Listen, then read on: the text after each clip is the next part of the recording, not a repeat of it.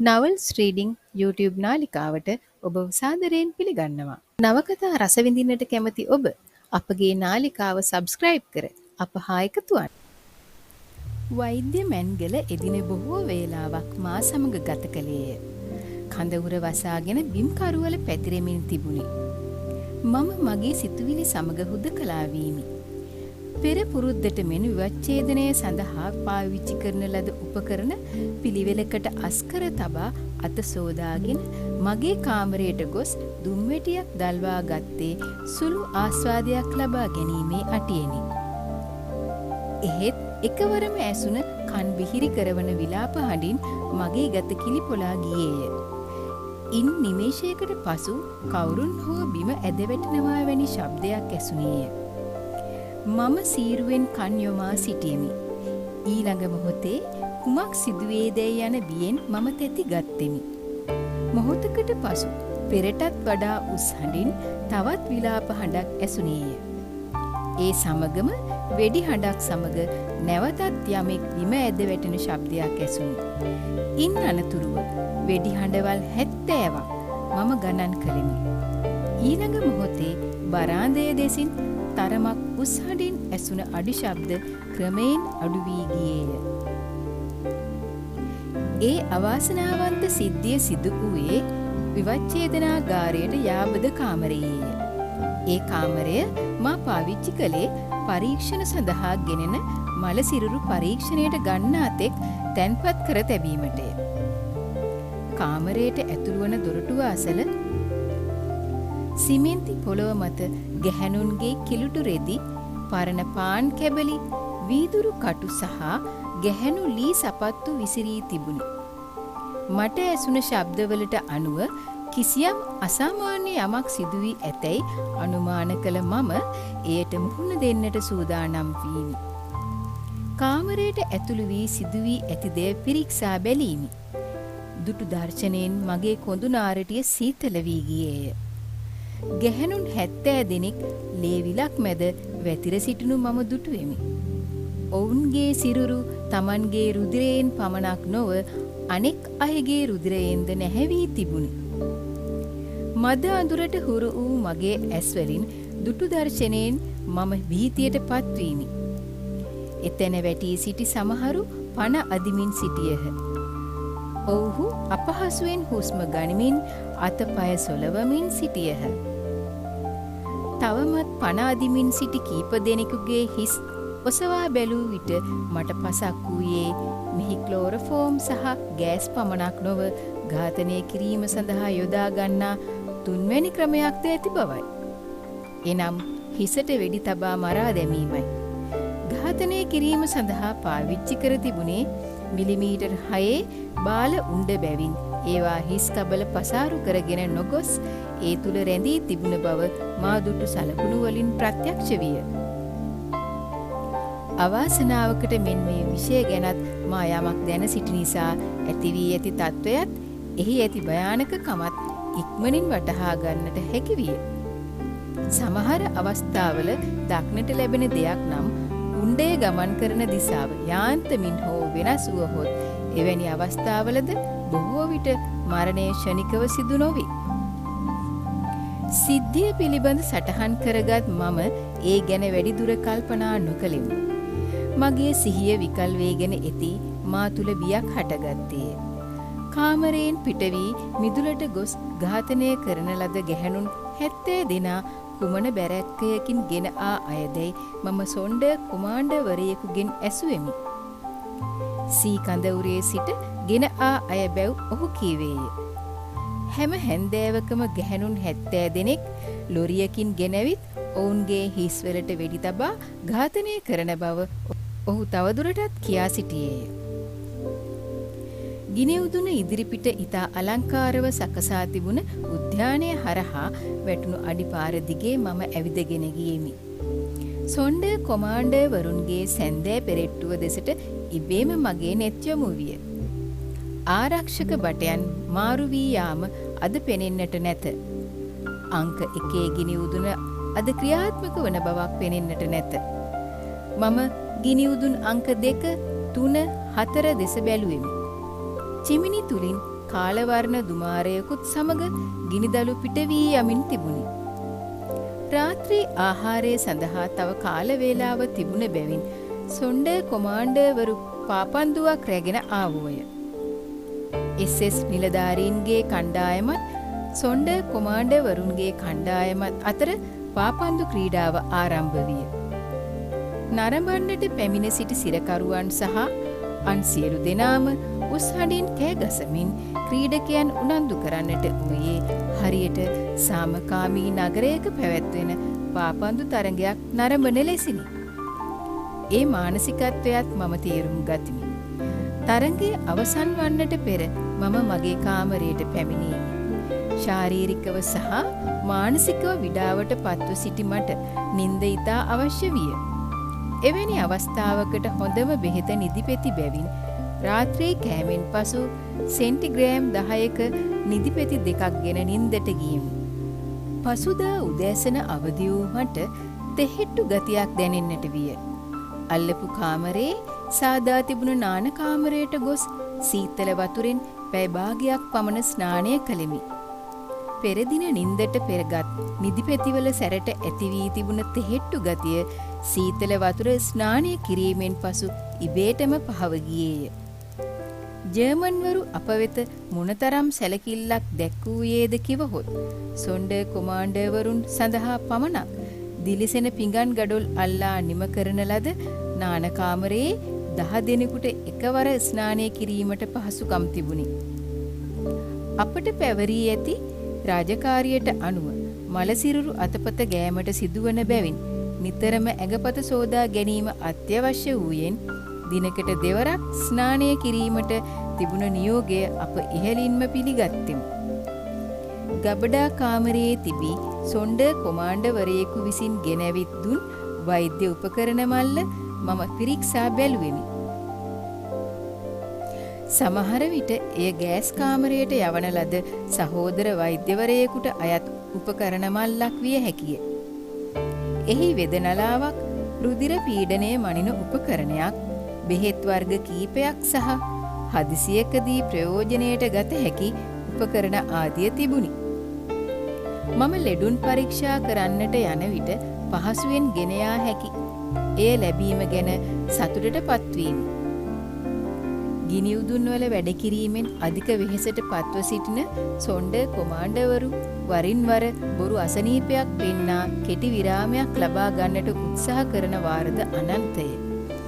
එහෙත් ඇත්ත වශයෙන්ම ඔවුන් අතරද අසාධ්‍ය රෝගීන් නොසිටිනවා නොවේ.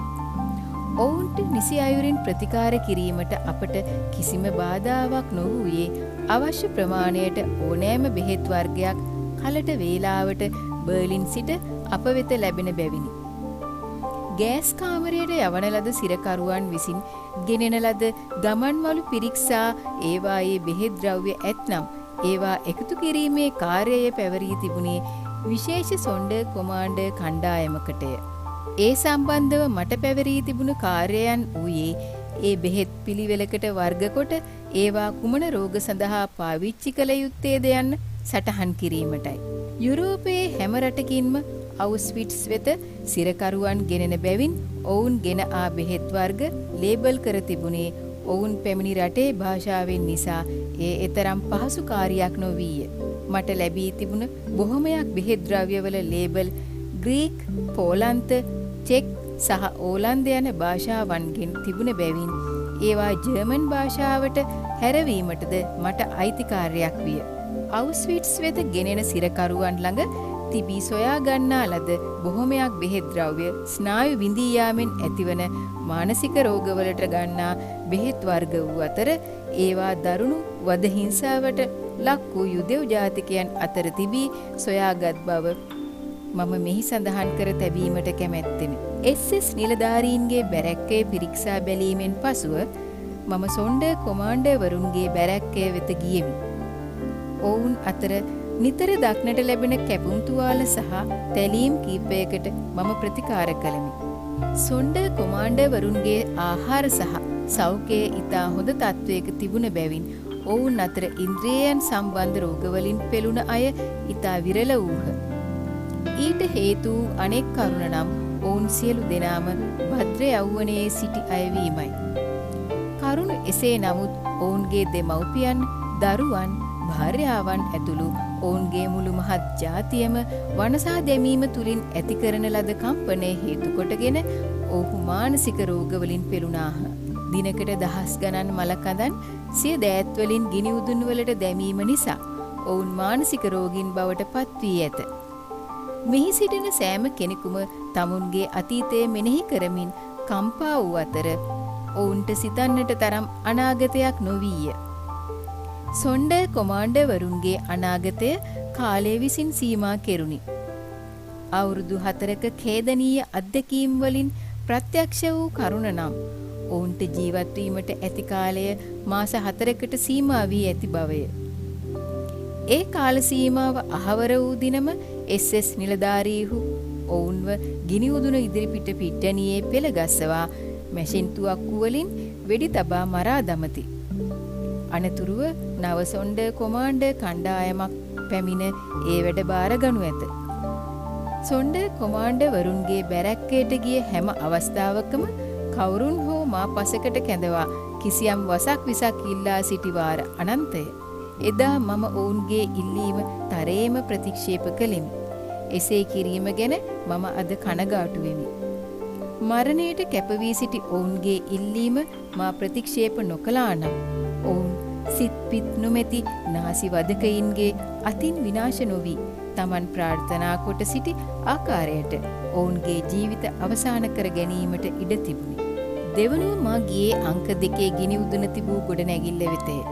අංක 1 සහ 2 ගිනි උදුන් ගොඩනගා තිබුණේ එකම ආකාරයකට. එකම වෙනස වූයේ අංක 1 විවච්ඡේදන කාමරය රත්තරන් උණු කිරීමට පාවිච්චි කර තිබීමයි.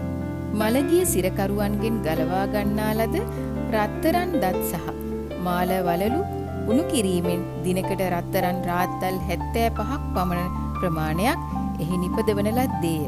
රත්තරන් දත් ගැලවීම සඳහා යොදවා සිටි වෛද්‍යවරු ඒ සියල්ලම ඇසිඩ් පිර වූ භාජනයට නොදමා සුළු ප්‍රමාණයක්වත් ඔවුන්ගේ සාක්කුවලටද දමා ගත්හ. ඔවුහු ගිනි උදුන් තුල දැවී ගිය සිරකරුවන්ගේ ඇඳුම්වල සඟවා තිබුණු රත්තරන් කාසිද ගත්හ. නාසි රජයට ලැබුණ නවතම ධනය ගැන SS නිලධාරීන් ඉතා ඕනෑකමින් ඇස ගසාගෙන සිටි බැවින් එය ජීවිතය පරදුවට තබා කළ දෙයක් විය.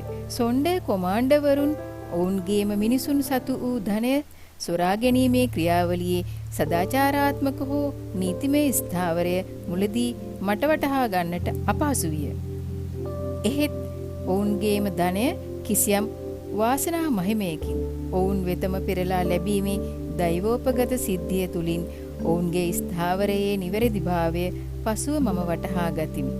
සියලුම බාධක මැද ඒවා රත්තරන් උණු කරවන්නා ළඟට ගොස් ඔහු ලවා ග්‍රෑම් 140 රත්තරන් කාසි සාදවා ගත්හ. ඉතා අපහසුම කාර්යය වූයේ රත්තරන් කාසි අවශ්‍ය බඩුවලට හුවමාරු කර ගැනීමයි. කිසිම සොන්ඩර් කොමාන්ඩර්වරයෙක් ඒ රත්තරන් අයිති කරගන්නට කිසිම උනන්දුවක් නොදැක්වූයේ ඔවුන්ගේ ජීවිත මාස 4කට සීමා වී ඇති බව ඔවුන් දැන සිටි නිසාය. නමුත් අපට මාස 4ක් යනු ඉතා දිගු කාලයක් විය. ඔවුන් අප මරණයට නියම කොට අප ලවා ගන්නා ලද අමානුෂික වැඩ නිසා එහි සිටි ශක්ති සම්පන්න පුද්ගලයින් පවා ශාරීරිකව දුබල වී පිස්සන් බවට පත් වූහ. අපගේ ආයුෂ සති කිහිපයකට සීමා වුවත් ඒ තුල කිසියම් අස්වැසිල්ලක් සැහැල්ලුවක් අපට අවශ්‍ය විය. අවුස්විට්ස් වධකාගාරයේ ගිනි උදුන් තුලදී වුවද ඒ අස්වැසිල්ල රත්තරන් නිසා අපට ලැබුණේය. අවුස්විට්ස් වධකාගාරයේ 12 වෙනි සොන්ඩර් කොමාන්ඩර් කණ්ඩායම පාවිච්චි කළේද පළමු සොන්ඩර් කොමාන්ඩර් කණ්ඩායම පාවිච්චි කළ ග්‍රෑම් 140ක් රත්තරන් දැමීමට හැකි සිලින්ඩරයමය. රත්තරන් උණු කරන්නා ළඟ රත්තරන් කාසිවල විෂ්කම්භය මනින්නට උපකරණයක් නොතිබුණ හේයින් ඔවුන් ඊට වඩා කුඩා කාසි හදන්නට ක්‍රමයක් නොවිය. නමුත් ගිනි උදුන් ඇතුළත කිසියම් හෝ වස්තුවක වටිනාකමක් නොවිය.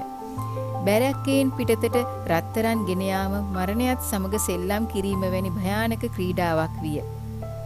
කරුණු එසේ වුවත් සොන්ඩර් කොමාන්ඩර්වරු පත්තරවල ඔතා ගන්නා රත්තරන් සාක්කුවේ දමාගෙන ගිනි උදුනට ඇතුළු වෙන්නට ඇති ගේට්ටුව තෙක් ගෙන යති. එතැනදී තවත් අතකට රත්තරන් මාරු වෙයි. ඔවුහු ගේට්ටුවේ මුරසේවයේ යෙදී සිටින SS මුරභටයා හමු වී කිසියම් දෙයක් රහසින් කතිකා කර ගනිති. ඉන්පසු වැටායින තෙක් සෙමින් ඇවිද යන ඔවුහු අසල දුම්රිය මාර්ගයේ වැඩ කරමින් සිටින පෝලන්ත ජාතිකයන්ට සංඥාවක් කරති. ඒ සමගම පෝලන්ත වැඩ කණ්ඩායමේ කංකානම ගෝණියකුත් රැගෙන නැවතත් SS මුරපොළට යයි. SS භටයා සිගරට් 100ක් සහ බ්‍රැන්ඩි බෝතලයක් ගෝණියෙන් එළියට ගෙන තබා ගනී. SS භටයෙකුට දිනකට ලැබෙන්නේ සිගරට් 2ක් පමණි. මද්‍යසාර ඔවුන්ට කොහෙත්ම ලැබෙන්නේ නැත. SS භටයන් මෙන්ම සොණ්ඩ කොමාන්ඩවරුන් බීමට සහ දුම්පානයට රුසියෝ වෙති. නාසි රජය විසින් දිනපතා ප්‍රකාශයට පත් කරන ලද වෝල්ක්ෂයර් බීබැච්ටර් නැමැති දිනපතා පුවත්පත දුම්රිය පාරේ වැඩ කරන පෝලන්ත ජාතිකයන් විසින් හොර රහසේ බැරැක්කයට ගෙන එන ලද්දේය. ඒ සඳහා මාසයකට රත්තරන් ග්‍රෑම් 140ක් පෝලන්ත ජාතිකයින්ට ගෙවිය යුතු විය. රහසිගතව කඳවුර තුලට ගෙන එන පුවත්පත පළමුවෙන්ම කියවන්නට ලැබෙන්නේ මටය.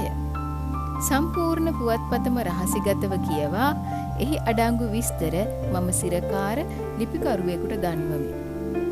ඔහු ඒ ප්‍රවෘත්ති ඔහුගේ කණ්ඩායමට දන්වයි. මේ ආකාරයට විනාඩි ගණනාවක් ඇතුළත සෑම අයෙකුටම දවසේ ප්‍රවෘත්ති දැනගන්නට ලැබුණේය. කඳවුර තුල සොණ්ඩ කොමාන්ඩර්වරුන් භුක්ති විඳි වරප්‍රසාද සාමාන්‍ය සිරකරුවන්ට ලැබුණේ නැත. කුසගින්නෙන් වියරු වැටී සිටි ඔවුහු පාන් කැබැල්ලකට නැතිනම් අල ගෙඩියකට සණ්ඩු සරුවල් කරගත්තෝය.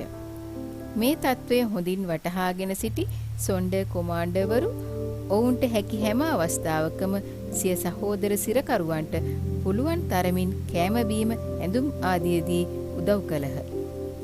පසුගිය දින කීපය තුල ගැහැණු සොණ්ඩ කොමාන්ඩර් 500ක් පමණ ගිනි උදුනන ගේට්ටුව අසල කිසියම් වැඩක යෙදී සිටිනු දුටුවෙමි. SS නිලධාරීන් 2 දෙනෙකු සහ පොලිස් බල්ලන් 4 දෙනෙක් ඔවුන්ව මුර කළහ. ඒ කාන්තාවන් යොදවා තිබුණේ පාරවල් තැනීමට අවශ්‍ය ගල් ඇදීමටය. පිරිමි සොණ්ඩ කොමාන්ඩෝ කීප දෙනෙක් ඔවුන්ගේ ප්‍රධානියාගේ අවසර ඇතිව මුරයේ සිටින SS නිලධාරීන් 2 දෙනා වෙත ගොස් ඔවුන්ට සිගරට් පැකට් 2ක් දී වැට ළඟට යන්නට අවසර ලබා ගත්හ. විල් බැරැක්කවල ගල් පටවාගත් ගැහැණු කොමාන්ඩෝ කීප දෙනෙක් පිරිමි කොමාන්ඩෝ සිටි වැට ළඟට පැමිණියේ ඒ දෙසට ගල් රැගෙන යන ආකාරයටය. පිරිමි කොමාන්ඩෝවරු ඔවුන් සඳහා ගෙනවෙත් තිබුණ රෙදි, පාන් සහ සිගරට් ඔවුන්ට දුන්නෝය. ඔවුන්ගේ කණ්ඩායමේ අනික් අයටද එතැනට ගොස් ඒවා ලබා ගන්නට මඟ පෑදිනි. ගෑස් කාමරයට යවන ලද ලක්ෂ සංඛ්‍යාත යුදෙව්වන්ගේ ඇඳුම් වලින් ගිනි උදුන්වල ගබඩා කාමර පිරී තිබුණේය. ඒවායෙන් විශාල ප්‍රමාණයක් සොණ්ඩ කොමාන්ඩෝවරු විසින් ගැහැණු සිරකරුවන් අතර බෙදා දෙන ලද්දේ. මමද එවැනි සේවයක් කිරීමට උත්සාහ කළෙමි. විටමින් පෙති, සල්ෆ් පෙති, අයඩින් බෝතල් වැනි බෙහෙත් ද්‍රව්‍ය වලින් සාක්කු පුරවාගෙන ඒවා මට හමුවන ගැහැණු සිරකරුවන්ට දුන්නෙමි.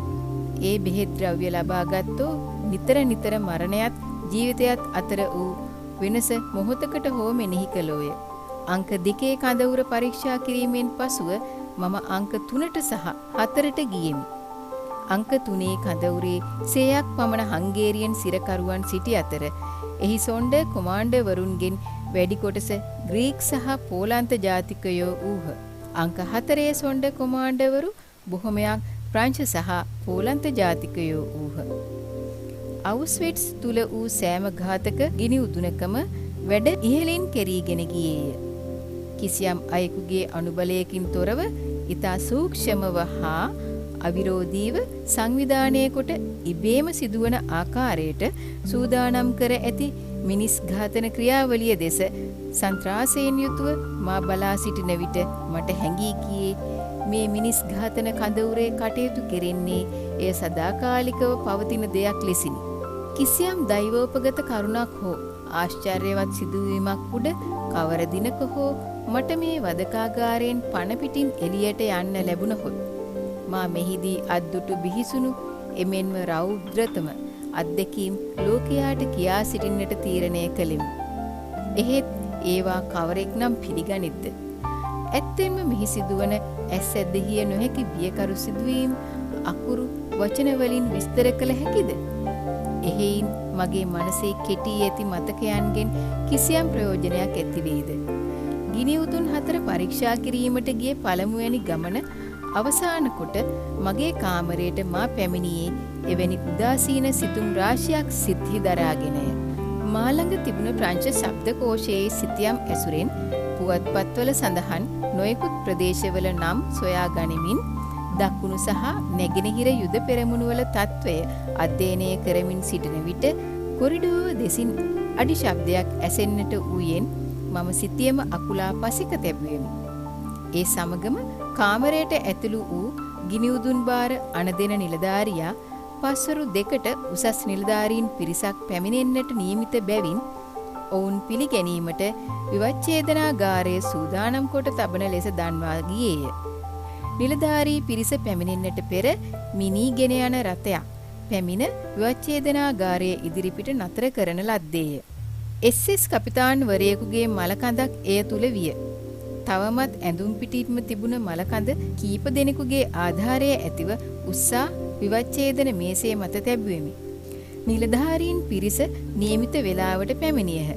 උසස් නිලධාරීන් පිරිස අතර වෛද්‍ය කර්නල්වරයෙක්, නඩුකාරවරයෙක්, ගෙස්ටාපෝ නිලධාරීන් 2 දෙනෙක් සහ උසාවියේ වාර්තාකරුවාද වූහ. ඊට විනාඩි කිහිපයකට පසු වෛද්‍ය මැන්ගලද පැමිණියේය. මම ඔවුන්ට අසුන් ගන්නා ලෙස ආරාධනා කළෙමි. ඔවුන් එකතු වී සාකච්ඡාවක් පටන් ගත් අතර ගෙස්ටාපෝ නිලධාරියා මරණය සිදු වී ඇති වාතාවරණය පිළිබඳ හැඳින්වීමක් කළේය. වෙඩි තැබීමකින් මරණය සිදු වී ඇති බව පෙනෙන්නට තිබුණ තුවාල වලින් පැහැදිලි වූ අතර ඔහු සියදිවි හානි කරගෙන නැතිනම් කිසිවෙකු විසින් ඔහු ඝාතනය කර ඇති බව නිගමනය කළ හැකි විය. SS කපිතාන්වරයාගේ මලකඳ සොයාගත් අවස්ථාවේ ඔහුගේ පිස්තෝලය බඳපටියේම තිබුණු බැවින් සියදිවි හානි කර ගැනීම පිළිබඳ සැකය ඉවත දමන ලදී. එහෙයින් ඝාතනය සිදු කර ඇත්තේ ඔහු සමග එකට සිටි නිලධාරියෙකු හෝ ඔහුට විරුද්ධ ඔහු යටතේ සිටි අයෙකු විසින් හෝ වන්නට ඉඩ ඇති බව නිලධාරීන් සියලු දෙනාම අනුමාන වශයෙන් විශ්වාස කළෝය. පෝලන්තයේ ග්ලයිවිට්ස් නගරය අවට කැරලිකාර කණ්ඩායම් ක්‍රියා කරන බව ප්‍රසිද්ධ කරුණක් බැවින් බොහෝ විට ඔවුන් විසින් නිලධාරියාව ඝාතනය කරන්නට ඉඩ ඇතැයිද සිතිය හැකි විය. ඔහුට වෙඩි තබා ඇත්තේ ඉදිරියෙන්ද නැත්නම් පිටුපසින්ද ඝාතනය සඳහා පාවිච්චි කර ඇති උණ්ඩේ ප්‍රමාණය, පාවිච්චි කර ඇති ආයුධයේ ස්වභාවය සහ මරණය සිදු කර ඇත්තේ ආසන්න වශයෙන් කොපමණ දුරක සිට වෙඩි තැබීමෙන්ද යන කරුණු निराකරණය කිරීම මරණ පරීක්ෂණයේ අරමුණ විය. මිනිය අවුස්විට්ස් වෙත ගෙන ඒමට හේතු වී ඇත්තේ ඒ අවස්ථාවේ මෙවැනි පරීක්ෂණයක් කිරීමට සුදුසු වෛද්‍යවරයෙක් ග්ලයිවිට්ස් නගරයේ නොසිටීමත්, අවුස්විට්ස් ග්ලයිවිට්ස් නගරයට ඉතා කිට්ටු පිහිටා තිබීමත් සහ මරණ පරීක්ෂණයක් සාර්ථකව කිරීමට අවශ්‍ය සියලුම පහසුකම් එහි තිබීමත්ය. නිලධාරීන් එක් වී සාකච්ඡාව කරගෙන යන අතර ගරු කිරීමක් වශයෙන් මම ඔවුන්ට මදක් දුරින් නිශ්ශබ්දව ඉඳගෙන වෛද්‍ය මැන්ගලගෙන් විධානයක් ලැබෙන තුරු බලා සිටියෙමි. KZ තුල යුදෙව් සිරකරුවෙකු වූ මට උසස් SS නිලධාරියෙකුගේ මලමිනියක් ඇල්ලීම පවා ඔහුට කරන කැලලක් වන බැවින් එවැන්නෙකුගේ මරණ පරීක්ෂණය සඳහා මා තෝරා ගනීවියයි මම සිහිනකින්වත් නොසිතුවෙමි. ජාතිවාදී නීතියට අනුව ක්‍රිස්තියානි නැත්නම් නිවැරදිව ප්‍රකාශ කළහොත් ආර්ය වර්ගයාට වෛද්‍ය ප්‍රතිකාර කිරීම මා නිදහස් පුරවැසියෙකුව සිටියදී පවා තහනම් කොට තිබුණි. එහෙයින් වෛද්‍ය මැන්ගල මා දෙසට හැරී පරීක්ෂණය පටන් ගන්නා ලෙස අනකල අවස්ථාවේ මා තුළ ඇති වූයේ ඉමහත් පුදුමයකි. මලමිනියේ ඇඳුම් ගැලවීම ඉතා අපහසු කාර්යයක් විය. ඒ සඳහා අඩුතරමින් ආධාරකරුවන් 2 දෙනෙකුවත් අවශ්‍ය විය. ඔවුන් ලබා ගැනීම සඳහා මම අවසර ඉල්ලා සිටියෙමි. මගේ සහකරුවන් විසින් මලමිනියේ ඇඳුම් ඉවත් කරන විට නිලධාරීන්ගේ සම්පූර්ණ අවධානය ඔවුන්ගේ සාකච්ඡාවට යොමු වී තිබූ බැවින් මා හෝ මගේ ආධාරකරුවන් ගැන ඔවුහු එතරම් සැලකිල්ලක් නොදැක්වූහ.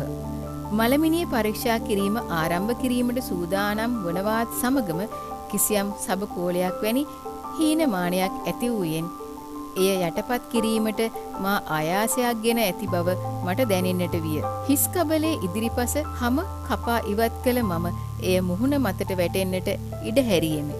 එහි පසුපස කොටස ඉවත් කර එය හිසේ පිටුපසට වැටෙන්නට සැලැස්සුවෙමි.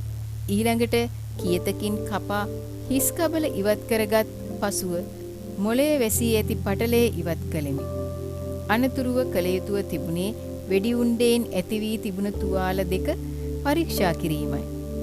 වෙඩි උණ්ඩය ශරීරය හරහා ගමන් කර තිබුණේ නම් එය ශරීරයට ඇතුළු වූ ස්ථානයේ සහ පිටවගේ ස්ථානයේ සිදුරු දෙකක් තිබිය යුතුය. සාමාන්‍යයෙන් මෙවැනි වෙඩි තැබීමකදී වෙඩි උණ්ඩය ශරීරයට ඇතුළු වී ඇති ස්ථානයේ කුඩා සිදුරක් ඇතිවන අතර එය පිටවගිය ස්ථානයේ ඊට වඩා ලොකු සිදුරක් ඇතිවන හේයින් වෛද්‍යවරුන්ට වෙඩි උණ්ඩයක් ශරීරයකට ඇතුළු වූ ස්ථානය සහ පිටවගේ ස්ථානය හඳුනා ගැනීමට අපහසු නොවේ. එහෙත් SS නිලධාරියාගේ වම් තනයට තරමක් යටින් ඇතුළු වූ උණ්ඩය වම් උරහිස් බාහුව මතින් පිට වී ගොස් තිබුණ අතර ඒ සිදුරු දෙකම ප්‍රමාණයෙන් එක සමාන විය. උද්ගත වී ඇති අසාමාන්‍ය තත්ත්වය නිසා සියලු දෙනාම ඒ සම්බන්ධව වැඩි උනන්දුවක් දැක්වූහ. SS නිලධාරියාගේ ඉදිරිපසින් හා පිටුපසින් වෙඩි දෙකක් තබා ඇති බව වෛද්‍ය මැන්ගලගේ මතය විය. පළමුවැනි වෙඩි පහරින් ඔහු බිම ඇද වැටුණාට පසු දෙවන වෙඩිල්ල තබා තිබුණා නම් ඔහුගේ තර්කය නිවැරදි වන්නට ඉඩ තිබුණ අතර එය නිවැරදිව දැනගන්නට නම් උණ්ඩ දෙක ශරීරය තුල ගමන් කර තිබුණු ආකාරය පරීක්ෂා කළ යුතු විය. නිලධාරියාගේ වම් තනයට යටින් ශරීරයට ඇතුළු වූ උණ්ඩය හෘදය වස්තුව පසාරු කරගෙන ගොස් කොඳු ඇටයේ වම් කෙළවරේ වැදී එයට අංශක 35ක කෝණයක් ඇතිව උඩු අතට ගමන් කොට උරහිස් ඇටයේ හැපීම නිසා ඒ ශරීරයෙන් පිටවන්නට පෙර උණ්ඩයේ කොටසක් බිඳී ගොස් තිබුණ බව මා කළ පරීක්ෂණයෙන් හෙළිවිය. මේ අනුව නිලධාරියා ඝාතනය කොට ඇත්තේ ඔහුට ඉදිරිපසින් තබන ලද වෙඩිල්ලකින් බව පැහැදිලිය. උණ්ඩය ශරීරයෙන් පිටවන්නට පෙර උරහිස් ඇටයේ වැදීම නිසා එහි සැර බාල වී යාම එකම ප්‍රමාණයේ සිදුරු දෙකක් ඇතිවීමට හේතු වී ඇත. වෙඩි තැබීමේදී කිසිවෙකු අංශක 35ක කෝණයක් ඇතිව උඩ සිට පහළට වෙඩි තබනු ඇතැයි පිළිගැනීමට අපහසුය. ඉහත සඳහන් කරුණු අනුව ඔහුට වෙඩි තබා ඇත්තේ ඉදිරිපසින් බවත් ආයුධය සිතජයට සමාන්තරව නොව උඩ අතට එල්ලකොට වෙඩි තබා ඇති බව සහ නිලධාරියාගේ හිසට ආයුධය ලංකොට වෙඩි තබා ඇති බවට මා තුල සැකයක් නොතිබුණ අතර වෙඩි තබන අවස්ථාවේ ආයුධය වඩා ඉහළට ඔසවන්නට කිසිවෙකුගෙන් බාධාවක් ඇති වී තිබුණ බව අනුමාන කළ හැකිය. නමුත් මේ සම්බන්ධව තීරණ ගැනීම අධිකරණයට අයත් කටයුත්තකි. පැමිණ සිටි නිලධාරීන් මගේ නිගමනය පිළිබඳව සතුටට පත් වී ඇති බව මම ඔවුන්ගේ ඉරියව් වලින් දැනගතිමි. විවච්ඡේදනාගාරය සහ එහි සංවිධානය ගැන සෑහීමකට පත් වූ ඔවුන් විසින් ඉදිරියේදී සියලුම මරණ පරීක්ෂණ මෙහිදී සිදු කිරීමට තීරණය කරන ලදී. මා විසින් කරන ලද මරණ පරීක්ෂණය නිසා ඔවුහු මා KZ තුල පමණක් නොව මුළු ග්ලයිවිඩ්ස් දිස්ත්‍රික්කයේම ප්‍රධාන කොරනර් සහ අධිකරණ වෛද්‍ය පරීක්ෂණ පිළිබඳ ප්‍රධානියා හැටියට පත් කළහ. දිනක් උදෑසන දුරකථනයෙන් මා වෙත ලැබුණ විධානයක් අනුව දරසෑය වෙත ගොස් එහි එකතු කර තිබුණ ඇස් කණ්ණාඩි සහ බෙහෙත් වර්ග තොගයක් අංක 1 ගිනි උදුන වෙත ගෙනවිත් දමන්නට සිදුවිය. දරසෑය පිහිටා තිබුණේ අංක 1 ගිනි උදුනට යාර 400ක් පමණ දුරින් අධිබල ඇති විදුලිය සම්බන්ධ කර ඇති කටුකම්බි වැටෙන් එහා බර්කනව් නැමැති ස්ථානයේ බර්ච් සහ පයින් ගස් වලින් ගහන වූ වන ලැහැබකය. අප සිටි කඳවුරට අයත් සීමාවෙන් පිටතට යන්නට මට අවසර නොතිබුණි. උදව්වට තවත් ආධාරකරුවන් දෙදෙනෙකු සමග එහි යන්නට මම ලිඛිත අවසරයක් ඉල්ලා සිටියෙමි. ඔවුහු එය නොපමාව අප වෙත ලබා දුන්හ. ගිනි උදුන් වලින් පිටවන ඝන කළු දුමාරයේ හමා යන ඉසව්ව දෙසට අපි ගමන ආරම්භ කළෙමු. අධිබල ඇති විදුලිය සම්බන්ධ කර ඇති කටුකම්බි වැට අසල වූ SS මුරපොළ වෙත ගිය අපි ඔවුන්ට අපගේ බලපත්‍ර පෙන්වා කටුකම්බි වැට පසු කරන්නට අවසර ලබාගෙන විවෘත මාර්ගයකට පැමිණියෙමු. අවට පරිසරයේ තරමක සාමකාමී බවක් පෙනෙන්නට තිබුණි. යාර 100ක් පමණ දුරින් තිබුණ දෙවැනි SS මුරපොළ අපි දුටුවෙමු. ඔවුන්ගෙන්ද අවසර ලබාගත් අපි පයින් ගස් අතරින් ගමන් කරමින් සිටින විට තුන්වැනි මුරපොළ ඉදිරිපිට සවිකර තිබුණ තරමක් විශාල නාම පුවරුවක් දුටුවෙමු. එහි මෙසේ ලියා තිබුණේය. මෙහි රාජකාරිවලට සම්බන්ධයක් නොමැති කිසිවෙකුට අවසර නැතිව ඇතුළු වීම තහනම්. මුරසේවයේ යෙදී සිටි ආරක්ෂක නිලධාරීහු අපේ අවසර පත්‍රය නොබලාම අපට යන්නට ඉඩ ඇරියහ.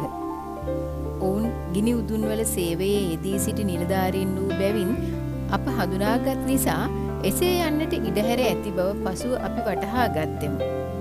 එතනින් පිට වී ටික දුරක් පැමිණි අප ගම්මානයක් වැනි ප්‍රදේශයකට සේන්දු වීමු. එහි මැද පිදුරු සෙවිලි කළ ජර්මන් ගම්මානවල දක්නට ලැබෙන ආකාරයේ නිවසක් දක්නට ලැබුණි. බැලූ බැල්මට ඒ නිවස අවුරුදු 150ක් පමණ පැරණි විය යුතුයයි මම කල්පනා කළෙමි. තවත් KZ වදකාගාරයක් ඉදිකිරීම සඳහා ජර්මන් රජය විසින් ඒ ගමේ වාසය කළ සියලු ගම්මුන් එයින් ඉවත් කොට තිබූ අතර ඉහත සඳහන් පැරණි නිවස හැරෙන්නට අන් සියලුම නිවෙස් කඩා දමා තිබුණි. මේ පැරණි නිවස කුමක් සඳහා පාවිච්චි කරන ලද්දේද? කවුරුන් හෝ එහි වාසය කරන්නට ඇද්ද? එසේත් නැත්නම් මේ නිවස ගබඩා කාමරයක් හැටියට පාවිච්චි කරන්නට ඇද්ද? එවැනි ප්‍රශ්න රාශියක් මා තුළ පැන නැගුණත් ඒවාට පිළිතුරු සොයා ගැනීම අපහසු විය. කෙසේ හෝ ඒ නිවස දරසෑය වෙත යවන සිරකරුවන්ගේ ඇඳුම් සපත්තු සහ කණ්ණාඩි ආදිය ගලවා තබා යන්නට පාවිච්චි කර තිබුණි. ප්‍රධාන ගිනි උදුන් හතරේම ඉඩ නැති වූ අවස්ථාවල ඉතිරි යුදෙව් ජාතික සිරකරුවෝ දරසෑය වෙත යවන ලදහ. නිවස පිටුපසින් කළු දුමාරයක් අහසට නගිමින් තිබුණ අතර එයින් ඉවසාගත නොහැකි මිනීමස් සහ හිසකෙස් පිලිස්සෙන දුර්ගන්ධයක් වහනය විය. නිවස අසල 5000ක් පමණ සිරකරුවන් පෙළගස්සවා සිටි අතර වරකට 400ක් පමණ දෙනා ඇඳුම් උනා තැබීම සඳහා නිවස තුලට යවනු ලැබූහ. සොණ්ඩ කොමාන්ඩෝවරු ඇඳුම් උනා දමා එළියට එන සිරකරුවන් නිවසට අඩි 50ක් පමණ ඈතින් වන ලැහැබ තුල ඇති අඩි 50ක් පමණ දිග අඩි 6ක් පමණ පළල වල ළඟට ඇදගෙන ගියහ. අනතුරුව අවි අත ඇතිව සිටින SS නිලධාරීන්ට අඩි 20ක් පමණ ඉදිරියෙන් ඔවුන්ව පෙළ ගැස්සූ පසු ඒ නිලධාරීන්ගේ අවි වලින් නැගෙන වෙඩිහඬ සිරකරුවන් නගන මර ලතෝනි හඬ වසා පැතිර ගියේය. ඉන්පසු ඔවුහු මේ දෙන්නටත් පෙර ඇවිලෙමින් තිබෙන ගිනි මැලයට ඇද දමනු ලැබූහ. එහි අනදෙන නිලධාරියා වන උබර්ෂා මෝල් නාසි වදකාගාරය තුල මාදුටු ඉතාමත් භයානකම ඝාතකයා බව මම දිවුරා ප්‍රකාශ කර සිටිමි. මෙහිදී දිනකට 6000ක් පමණ යුදෙව්වෝ ඝාතනය කරනු ලැබූහ. අහිංසක සිරකරුවන් දමාගේ ඇස් කණ්ණාඩි සහ බෙහෙත්ද රැගෙන තවමත් මගේ වෙවුලන දෙපා වාරු කරගෙන කාමරයේ වෙත පැමිණි මම බෙහෙත් සහ ඇස් කණ්ණාඩි පසෙක තබා සියල්ල අමතක කර දැමීමේ අරමුණ ඇතිව නිදි පෙත්තක් ගෙන නින්දට ගියෙමි. සාමාන්‍ය ලෝකයේ ජීවත් වන අයෙකුට සිහිනෙන් පවා හිතන්නටවත් නොහැකි දිනපතා අප මෙහිදී මුහුණ දෙන අති භයංකාර අත්දැකීම් කරන කොටගෙන උදාවන නව දිනය කුමන බියකරු ආරංචියක් අප වෙත ගෙන ඒදැයි යන සිතුවිල්ල දරාගෙන මම පසුදින අවදි වූයෙමි. KZ තුල රහස් පැතිරවීම වැළැක්වීමට කටයුතු යොදා තිබුණද නවතොරතුරු කෙසේ හෝ සොයා ගන්නට සමත් සොණ්ඩ කොමාන්ඩෝවරයෙකුගෙන් ලැබුණ නවතම ආරංචියට අනුව චෙක් කඳවුර සමූල ඝාතනය කිරීමට යන බව දැනගන්නට ලැබුණි. චෙකොස්ලෝවෙකියාවේ තෙරේසියන් නගරයේ සිටගෙනෙන ලද 15000ක් පමණ සිරකරුවෝ එහි වූහ. අහිගුන්ටික කඳවුරේ අයට මෙන් ඔවුන්ටද සිවිල් ඇඳුම් අඳින්නට හා සිය පවුල් සමග එකට ඉන්නට ඉඩ දී තිබුණි. අනෙක සිරකරුවන් මෙන් ඔහු වැඩ නොකළෝය. අවසාන මොහොත ළඟා වනතුරු ඔහු අවුරුදු 2ක පමණ කාලයක් එහි ජීවත් වූහ. අවුස්විට්ස් වධකාගාරය තුල ජීවත් වීම හෝ මරණය යනු කාලය පිළිබඳ ප්‍රශ්නයක් පමණි. බෝවන රෝගීන් සිටි C, D සහ F යන කඳවුරු වලින් හැම දිනකම එක්තරා ප්‍රමාණයක් සිරකරුවන් දුර පිහිටි වෙනත් සිර කඳවුරු වෙත යවනු ලැබුවද ඉහත සඳහන් කඳවුරු තුන අතිශයින් ජනාකීර්ණ වී තිබුණි. චෙක් කඳවුරේ සිටි ළමුන් පමණක් නොව වැඩිමහල්ලන්ද පසුගිය අවුරුදු 2 තුල වැහැරී ගොස් සිටි අතර සමහරු ඇවිද ගන්නට පවා අපහසු තත්වයකට පත් වී සිටියහ. හංගේරියානු සිරකරුවන්ගේ පැමිණීමත් සමග ඔවුන්ට මෙතෙක් ලැබුණ ආහාර ප්‍රමාණයෙන් භාගයක්ම කපා හරනු ලැබීය. ඉදිරි සති කිහිපය තුලදී ගෙන එන ලද දහස් ගණන් හංගේරියානු සිරකරුවන් නිසා ඔවුන් සියලු දෙනාටම ආහාර සැපයීම බලධාරීන්ට ප්‍රශ්නයක් විය. අවුස්විට්ස් තුල සෑම දෙයක්ම කෙරෙන සාමාන්‍ය පිළිවෙලට අනුව ඉහත ප්‍රශ්නය පිළිබඳ ඔවුන්ගේ තීරණය වූයේ චෙක් කඳවුරට දෙන ලද ආහාර සම්පූර්ණයෙන්ම නවතා දැමීමය. බඩගින්න උහුලාගත නොහැකි වූ සිරකරුවෝ වියරුවෙන් මර ලතෝනි නැගූහ. දින කීපයක් ඇතුළත ඔවුහු ශාරීරිකව ඉතා දුර්වල තත්වයකට පත් වූහ. එහි ප්‍රතිඵලයක් හැටියට ඒ චෙක් සිරකරුවෝ පාචනය වැනි රෝගවලින් පෙළෙන්නට වූහ. දිනකට මරණ 60-70ක් සිදුවීම සාමාන්‍ය දෙයක් බවට පත්විය. අන්තිම දින කීපය තුල වචනයෙන් විස්තර කළ නොහැකි වේදනාවන්ට ලක් වූ ඔහු අවසානයේදී මරණය විසින් නිදහස් කරනු ලැබූහ. SS නිලධාරීන් විසින් දෙන ලද නියෝගයක් අනුව චෙක් කඳවුරේ සිටි 12000ක් පමණ සිරකරුවන් අතරින් 1500ක් ශක්ති සම්පන්න ගැහැණුන් මිනිසුන් සහ වෛද්‍යවරුන් 8 දෙනෙකු හැරෙන්නට අන් සියල්ලෝම කඳවුර ඉදිරිපිට නවතා තිබුණු ලොරි වලට පටවන විට නැගූ විලාපය කෙනෙකුට අසාගෙන සිටින්නට බැරි තරම් වේදනාකාරී විය. ඔවුන් සියල්ලෝම පළමුවෙනි සහ දෙවෙනි ගිනි උදුන වෙත යවනු ලැබූහ. පසුදින චෙක් කඳවුර පාළුවට ගොස් තිබුණ අතර මිනි අලු පුරවාගත් ලොරි කීපයක් විස්ටියුලා ගඟ දෙසට ගමන් කරනු මම දුටුවෙමි. තවත් එක් ශෝචනීය අතම පිටුවක් අවුස්විට්ස් වධකාගාරයේ ලේඛනවලට එකතු විය. එහි කෙටියෙන් මෙසේ ලියවී ඇත. බෝවන රෝග පැතිරී යාම වැළැක්වීම සඳහා අවුස්විට්ස් බන්ධනාගාරය තුල තිබූ චෙක් කඳවුර අද දින අහෝසි කර දමන ලදී. මෙයට වෛද්‍ය මැන්ගල ආචාර්ය එප්ස්ටයින්ගේ මැදිහත් වීම නිසා ජීවිත බේරාගත් චෙක් කඳවුරේ සිටි වෛද්‍යවරුන් 8 දෙනා සිය සහෝදර සිරකරුවන් වෙනුවෙන් දෙවාරෑ නොබලා කරන ලද සේවයේ කරන කොටගෙන ඇති වූ මානසික කම්පනය හෝ පාචන රෝගයේ වැළඳීම නිසා F කඳවුරේ රෝහල වෙත එවනු ලැබූහ. වෛද්‍යවරුන් 8 දෙනා ඔවුන්ගේ දිවි ගලවා දීම ගැන ආචාර්ය එප්ස්ටයින්ට ස්තුති කළහ. චෙක් කඳවුර සමූල ඝාතනය කළ දිනට පසු දින මම F කඳවුරේ නිල සංචාරයක යෙදුණි. එහිදී මරණයෙන් ගැලවී පැමිණ සිටි වෛද්‍යවරු 8 දෙනා මුණ ගැසුණ අතර වෛද්‍ය ශාස්ත්‍රය තුල ඉතා ප්‍රසිද්ධියක් ඇසුළු ආචාර්ය හෙළ මුණ ගැසීම විශේෂ අවස්ථාවක් විය. චෙක් කඳවුර තුල සිදු වූ සියලුම සිදුවීම් මම ඔහුගෙන් අසා දැනගතිමි. අහෝ, මේ වන විට ඔවුන් 8 දෙනාම ජීවතුන් අතර නැත. වචනයේ පරිසමාප්ත අර්ථයෙන්ම ඔහු අවංක වෛද්‍යවරු වූහ. ඒ යහපත් මිනිසුන් පිළිබඳ සදා නොමියෙන මතකය ඉතා ගෞරවනීය ලෙස මා හද පත්ලෙහි තැන්පත්ව ඇත්තේය. හංගේරියානු ගැහැණු සිරකාරියන් සිටි සී කඳවුර පිහිටා තිබුණේ චෙක් කඳවුරට තරමක් නුදුරිනි. සෑම දිනකම දුර පිහිටා තිබුණු වෙනත් කඳවුරු වලට එහි සිට යවන ලද සිරකාරියන්ගේ ප්‍රමාණයට අමතරව සී කඳවුරේ නිතරම 60000ක් පමණ සිරකාරියෝ සිටියෝය. ඉතා ජනාකීර්ණ වූ සී කඳවුරට අයත් බැරැක්කයක සරම්ප රෝග ලක්ෂණ ඇති වී තිබෙන බව වෛද්‍යවරුන් විසින් සොයා ගන්නා ලදී. මේ අනුව සී කඳවුර සහ ඊට දෙපසින් තිබූ කඳවුරු දෙක තුලද රෝගයේ පැතිර යාම වැළැක්වීම සඳහා පියවර ගන්නා ලෙස වෛද්‍ය මැන්ගල විසින් නියෝග කරන ලදී. ඒ නියෝගයේ පරිදි රෝගයේ පැතිරී යාම වැළැක්වීම සඳහා අවශ්‍ය කටයුතු පැය 12ක් පමණ කෙටි කාලයක් ඇතුළත සංවිධානය කරන ලදී. බිම්කරුවල යාන්තමින් වැටෙමින් තිබූ හෝරාවේ බැරැක්ක වෙත පැමිණි ලොරිවලට පටවා ගනු ලැබූ සිරකාරියෝ ගිනි උදුන් වෙත ගෙන යනු ලැබුවෝය. වෛද්‍ය මැංගල බෝවන රෝග පැතිර යාම වැළැක්වීම සඳහා ක්‍රියාකාරී වූයේ ඒ ආකාරයෙනි. බෝවන රෝග පැතිර යාමට විරුද්ධව වෛද්‍ය මැංගල ගෙන යන අරගලයේ ප්‍රතිඵලය කෙබඳු දැයි චෙක් සහ සී කඳවුරු වලට අත් වූ ඉරණමින් පැහැදිලි විය. KZ බැරැක්ක තුල සේවය සඳහා පත්කර සිටි වෛද්‍යවරු වෛද්‍ය මැන්ගලගේ ක්‍රූර ක්‍රියාකලාපයේ තේරුම් ගැනීමෙන් පසු එවැනි රෝග ලක්ෂණ ඇති අය පිළිබඳ නාසි වෛද්‍ය නිලධාරීන්ට නොදන්වා සිටීමට වග බලාගත්හ. බෝවන රෝග වැළඳුණු පුද්ගලයින් බැරැක්කේ මුළුවල සංගවා තබාගෙන ඔවුන්ට ලැබෙන ඉතා සුළු බෙහෙත් ද්‍රව්‍ය වලින් වෙදහෙදකම් කරමින් රෝගීන්ව ආරක්ෂා කර ගැනීමට ඒ වෛද්‍යවරු හැකි හැම උත්සාහයක්ම දරූහ. ඔවුහු මොනම හේතුවක් නිසාවත් කිසිම රෝගියෙකුව රෝහලට නොයැවීමට තීරණය කළහ.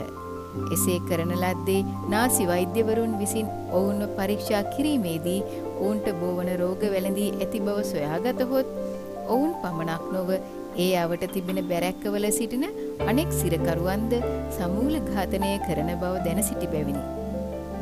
SS වරුන්ගේ භාෂාවෙන් ඒ අමානුෂික ක්‍රියාව හැඳින්වූයේ මෙසේය. බෝවන රෝග පැතිරී යාම වැළැක්වීමට විරුද්ධව කරන අරගලය. ඒ අරගලයේ ප්‍රතිඵලය වූයේ ලොරි 2-3ක් බරට පුරවන ලද මිනිඅඩු ගොඩක් පමණි. දිනක් උදෑසන ගැහැණුන් දෙදෙනෙකුගේ මලකඳන් දෙකක් බීකඳවුරේ සිට මා වෙත ගෙනනු ලැබීය. මල සිරුරු දෙක විවච්ඡේදනය කොට පරීක්ෂා කිරීම සඳහා වෛද්‍ය මැංගල විසින් මා වෙත එවා තිබුණි. සාමාන්‍ය සම්ප්‍රදායට අනුව ඔවුන්ට වැළඳී තිබුණු රෝග පිළිබඳ විස්තරාත්මක වෛද්‍ය වාර්තාවක්ද ඒ සමග විය. එහි උඩින්ම රෝග නිදානය යනුවෙන් ලියා තිබුණ අතර ඊට යටින් ලියා තිබුණ දේ එකින් එක මම පරිස්සමින් කියවුවෙමි. උණ සන්නිපාතය සහ හෘදයාබාධය යනුවෙන් සඳහන් වී තිබූ අතර ඊට ඉදිරිපසින් ප්‍රශ්නාර්ථ ලකුණක් දමා තිබුණි. මා වෙත රාජකාරියක් පැවරුණු කල ඒ පිළිබඳව පූර්ව නිගමන ගැනීම මගේ සිරිතක් නොවේ. මාහට පැවරී ඇති කාර්යයේ සම්බන්ධව ගත යුතු තීන්දුව ඉතා වැදගත් වන බැවින් ඉක්මනින් ක්‍රියාත්මක වන්නට මම තීරණය කළෙමි. නමුත් එවැනි ෂණික තීන්දුව ගැනීමේ අවසාන ප්‍රතිඵලය හැම අවස්ථාවකදීම සතුටුදායක නොවන්නේය. උදාහරණයක් හැටියට ගෙනහැර දැක්වුවහොත් මා මෙහි පැමිණ සිටින්නේද ෂණිකව ගන්නා ලද තීරණයක ප්‍රතිඵලයක් වශයෙනි. කළ යුතු දෑ පිළිබඳ මම ඉක්මන් තීරණයක් ගතිමි. ටයිෆොයිඩ් උණ මරණයට හේතු වී ඇති බව කිසිසේත්ම මට වෛද්‍ය මැන්ගල වෙත දැන්විය නොහැක්කේය. ස්ත්‍රීන් දෙදෙනාගේ මරණයට හේතු වූ රෝග පිළිබඳ මා වෙත එවන ලද වාර්තාවේ සඳහන් කරුණු ඉතා අපැහැදිලිය. මෙයින් පැහැදිලිව පෙනෙන්නට තිබූ කරුණ නම් මරණ පරීක්ෂණය කළ වෛද්‍යවරයාට තමා කළ දේ ගැන මනා වැටහීමක් නොතිබීමයි. දින ලද තීන්දුවල හරි වැරැද්ද තීරණය වන්නේ මරණ පරීක්ෂණයකින් පමණක්ම වන හේයින් මල සිරුරු දෙක මා වෙත එවන්නට ඇත. මම මරණ පරීක්ෂණය කළෙමි. ස්ත්‍රීන් දෙදෙනාගේම කුඩා බඩවැලෙහි තිබූ අල්සස් නැමැති පිළිකා රෝග ලක්ෂණය මගින් සති 3ක් පමණ පැරණි ටයිෆොයිඩ් රෝග ලක්ෂණයද පෙන්눔 කරන ලදී. ප්ලීහාව නැමැති ඉන්ද්‍රියද ඉදිමී තිබුණි. ඔවුන් දෙදෙනාටම ටයිෆොයිඩ් රෝගයේ වැළඳී තිබුණ බවට සැකයක් නැත. සුපුරුදු පරිදි හැන්දෑවේ 5ට වෛද්‍ය මැංගල පැමිණියේය. මා විසින් කරන ලද මරණ පරීක්ෂණයේ ප්‍රතිඵල සම්බන්ධව ඔහු මහත් කුතුහලයකින් ප්‍රශ්න කළේය. කපා විවෘත කරන ලද ස්ත්‍රීන් දෙදෙනාගේ මල සිරුරු දෙක මේසය මත විය. වෛද්‍ය මැන්ගලට පරීක්ෂා කර බැලීම සඳහා කුඩා සහ මහ බඩවැල් දෙක සමග ප්ලීහාව නැමැති ඉන්ද්‍රියද කපා වෙන්කොට සෝදා භාජනයකට බහා තැබුවෙමි. පරීක්ෂණය පිළිබඳ මගේ අදහස් මම ඔහුට දන්වා සිටියෙමි. කුඩා බඩවැල් ඉදිමී තිබුණ අතර පිළිකාවක ලක්ෂණද ඉතා පැහැදිලිව පෙනෙන්නට තිබුණි. උණ සන්නිපාතයේ වැළඳීමෙන් පසු 3 වෙනි සතිය තුල කුඩා බඩවැලෙහි හටගැනෙන අල්සස් නැමැති පිළිකා අවස්ථාව බඩවැලේ ඉදිමීමක් ඇති වූ අවස්ථාවක අල්සස් පිළිකාවේ වැඩිම සමග සංසන්දනය කොට ඒ ගැන විස්තර කර දුන්නෙමි. මා ඒ විස්තරය කළේ මැන්ගලට කරන උපකාරයක් වශයෙනි. බොහෝ අවස්ථාවලදී කුඩා බඩවැලේ සහ ප්ලීහාවේ ඇතිවන ප්‍රදාහය සැබවින්ම උණ සන්නිපාතය නිසා ඇතිවන්නක් නොවන අතර ඊට හේතුව මස් වර්ගයක විෂවීමක් බව මම වෛද්‍ය මැන්ගලට ඒත්තු ගැන්නුවෙමි. වෛද්‍ය මැන්ගල වර්ගයාබෝ කිරීම පිළිබඳ ජීව විද්‍යා විශේෂඥයෙක් මිස රෝග නිදානය පිළිබඳ විශේෂඥයෙකු නොවූයෙන් මගේ සොයා ගැනීම නිවැරදි බව ඔහුට ඒත්තු ගන්වන්නට ඒ තරම් අපහසු නොවීය. කරුණු එසේ වුවද වැරැද්දක් දුටු තැන ඔහු ඉක්මනින් කුපිතවන පුද්ගලයෙකි. වෛද්‍ය මැන්ගල මා දෙසට හැරී මෙසේ ප්‍රකාශ කර සිටියේය. ඔබ කැමතිද මගේ මතය දැනගන්න? වැනි නොකළ යුතු වැරදි කරන වෛද්‍යවරු අවශ්‍ය වන්නේ කේසට් තුල පාරවල් වල වැඩ කරන්නට මිස වෛද්‍යවරුන් හැටියට සේවය කරන්නට නොවේ. වෛද්‍ය වාර්තාවගෙන එහි ලියන ලද වැකිය මම ඔහුගේ පිටුපසින් සිට කියවුවෙමි. ඔහු මෙසේ සටහන් කරේය. වෛද්‍යවරියන් මේ සම්බන්ධව වගකීම බාරගත යුතුයි. මගේ සහෝදර වෛද්‍යවරියන්ට මා අතින් වූ වරද පිළිබඳව මම බෙහෙවින් කනගාටු වෙමි. ඒ ස්ත්‍රීන් දෙදෙනාගේ මරණය පිළිබඳ ඔවුන් ගෙන තිබුණ නිගමනය සම්පූර්ණයෙන්ම නිවැරදිය. බොහෝ විට ඔවුන් වෛද්‍ය වෘත්තියෙන් පහකොට බර වැඩ සඳහා යොදවන්නට ඉඩ ඇත. වෛද්‍ය මැන්ගල ඔවුන්ට ඒ ඉරණම අත්කර දුන්නහොත් ඊට වගකිව යුත්තා මාහැර අන් කිසිවෙකු නොවේ. අවුස්විට්ස් වදකාගාරයට පිටතින් ඇති ලෝකයේ ක්‍රියාත්මක වන සාමාන්‍ය වෛද්‍ය රීතියට අනුව එහි ආචාර ධර්මවලට පටහැනිව මා ක්‍රියා කර ඇති බැවින් මා කර ඇත්තේ විශාල වරදක් බව මම දනිමි. අහිංසකයින් දෙතුන් දෙනෙකුට මා අතින් වරදක් සිදු වී ඇත. මේ සම්බන්ධව මා මීට වෙනස් ආකාරයකට කටයුතු කළේ නම් බෝවන රෝග වසංගතයට විරුද්ධව වෛද්‍ය මැන්ගලගේ අරගලය කොපමණ දුරක් ගෙන යන්නට ඉඩ තිබුණිද? ඒ මගින් මරණයට පත්වන්නට ඉඩ තිබුණ අයගේ සංඛ්‍යාව කොපමණ විය හැකිද? මගේ සහෝදර වෛද්‍යවරියන්ගේ ඉරණම පිළිබඳ ආරංචිය පසුදින මට දැනගන්නට ලැබුණි. වෛද්‍ය මැන්ගල ඔවුන්ට තර්ජනය කොට වෛද්‍ය වෘත්තියේම ඉන්නට ඉඩ හැර තිබුණි. ඊට පසුව තවත් මලසිරුරු මා වෙත එවන ලදමුත් ඒ සමග එවන ලද වාර්තාවල පෙර මෙන්ම මරණයට හේතුව සඳහන් වී නොතිබුණි. ඒ ක්‍රමය මම වඩාත් අගය කළෙමි. රෝග විනිශ්චය කිරීමේදී ඇතිවන්නට ඉඩ ඇති වැරදි සම්බන්ධව වෛද්‍ය මැන්ගල කෝපයට පත් වූ ආකාරය මා තුළ බලවත් පීඩාවක් ඇති කළේය.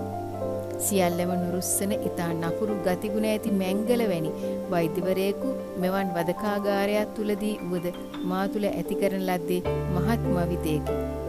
ඔහු වෛද්‍යවරයෙකු නොව මිනී මරුවෙකි.